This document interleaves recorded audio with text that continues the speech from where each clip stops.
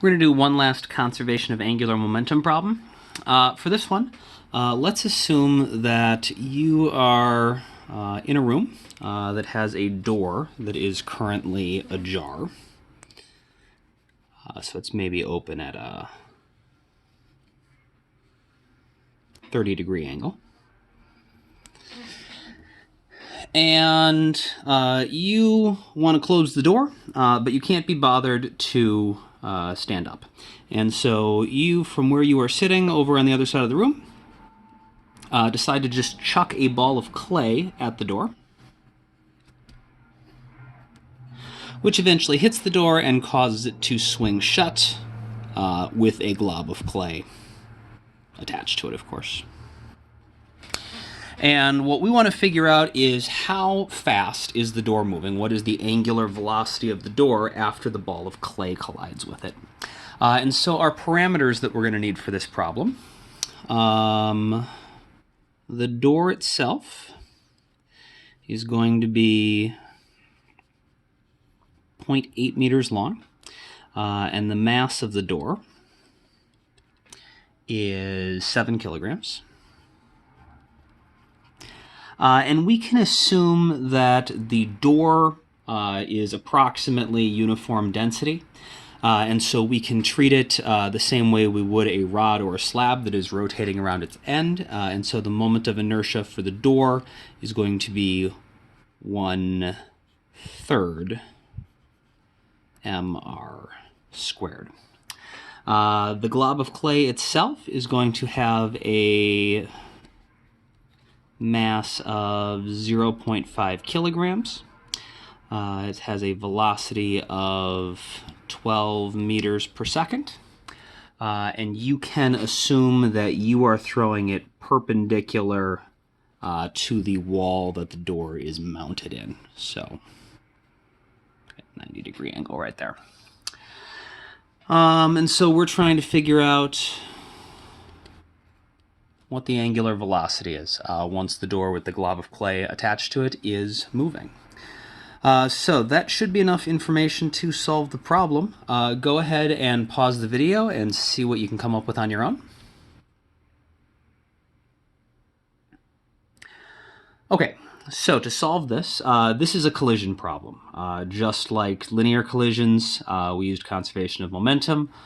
This collision is happening with a rotating system, and so we're going to use conservation of angular momentum. And what's important to remember is the moment we need to look at is the moment right before and right after the collision. And so the moment right before and right after that glob of clay hits the door. And so at that particular moment, the clay is going to be having a radius. So the radius around the axis of rotation is going to be 0.8 meters. And since we know this is 30 degrees, that means, we said this was 90, this will be 60, and so our angle is going to be 120 degrees. And so the angle between the radius and the velocity vector is 120 degrees, so that's going to be theta. And otherwise, we can use all of the other information we have to go and do our calculations. So we know that since angular momentum is conserved, the total initial angular momentum has to equal the final total angular momentum. And so initially, at that moment right before the clay collides with the door, we're going to have two things. We're going to have our door or our slab, and then we're going to have this point mass that is 0.8 meters from the axis of rotation and is moving at an angle of 120 degrees relative to our radius vector. So initially we're going to have the moment of inertia of the door plus the moment of inertia of the clay. And since we're going to treat that as a point mass, I'll use lowercase l, but if you want to use capital L, it doesn't really matter. L is angular momentum. We just use L for more complex, uppercase L for more complex objects, and lowercase for point masses usually. Has to equal the total angular momentum of the system at the end. And so for the door, that's going to be the moment of inertia of the door times the initial angular velocity of the door, plus the angular momentum of the clay, which is going to be mr cross v, equals the moment of inertia of the system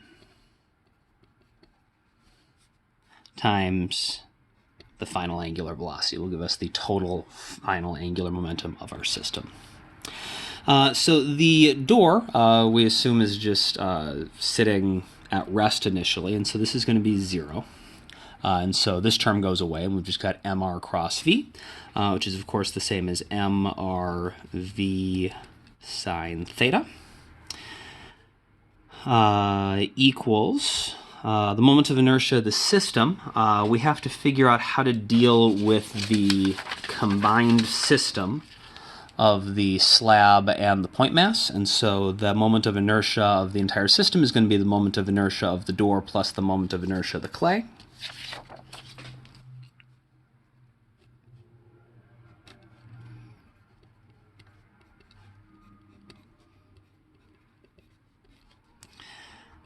Times the final angular velocity. And so for the door, I just want to make sure I keep track of, because I have two different masses here. So for this part over here, we're talking about the clay. So this is going to be the mass of the clay times the radius times v sine theta equals, okay, so for the door, it's going to be 1/2 mr squared. I guess I should have said ml squared if we're talking about a slab of length L. But you can also think of it as the door has a total radius of r. So that's going to be 1/3 the mass of the door times the length of the door, or the radius squared. I'm going to avoid using L, even though that's the way it's written in the book, because L now means angular momentum. So maybe actually mr squared is better. What's important here is, since the clay is hitting at the end, the radius that the clay is at is the same as the total length, or the radius of the door.